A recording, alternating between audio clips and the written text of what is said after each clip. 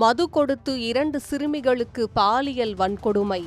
சேலத்தில் சமூக நீதி மாணவியர் விடுதியில் அதிர்ச்சி.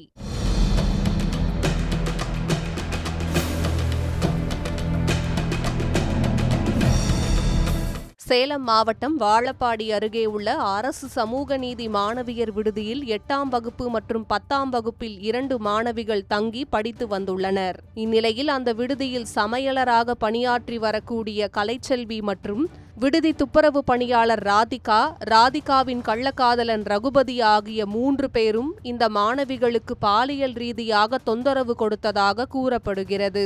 இந்த விடுதியின் துப்புரவு பணியாளர் ராதிகாவுடன் அவரது கள்ளக்காதலன் ரகுபதி அடிக்கடி சமூக நீதி விடுதிக்கு சென்றுள்ளார். இந்த சூழலில் கடந்த சில நாட்களுக்கு முன்பு விடுதிக்கு வந்திருந்த போது விடுதியில் இருந்த 2 சிறுமிகளுக்கு குளிர்பானத்தில் மது மற்றும் போதை மாத்திரை கலந்து கொடுத்து அருகே அழைத்து சென்று 2 சிறுமிகளிடம் பாலியல் ரீதியாக அத்துமீறியதாக கூறப்படுகிறது. கடந்த 2 நாட்களுக்கு முன் சிறுமியின் பெற்றோர்கள் சிறுமிகளை பார்க்க வந்தபோது அந்த சிறுமிகள் தனக்கு நேர்ந்த பாலியல் துன்புறுத்தல் குறித்து பெற்றோர்களிடம் தெரிவித்தனர். இதுகுறித்து பெற்றோர்கள் கொடுத்த புகாரின் அடிப்படையில் வாழப்பாடி அனைத்து மகளிர் காவல்துறையினர் போக்சோ சட்டத்தின் கீழ் வழக்கு பதிவு செய்து ராதிகா மற்றும் ரகுபதி ஆகிய இருவரையும் கைது செய்து விசாரணை மேற்கொண்டு வருகின்றனர். மேலும் இந்த 2 சிறுமிகளுக்கு மட்டுமே பாலியல் துன்புறுத்தல் நடைபெற்றதா அல்லது மற்ற ஏதாவது சிறுமிக்கு நடைபெற்றதா என்ற கோணத்திலும் போலீசார் தீவிர விசாரணை மேற்கொண்டு வருகின்றனர்.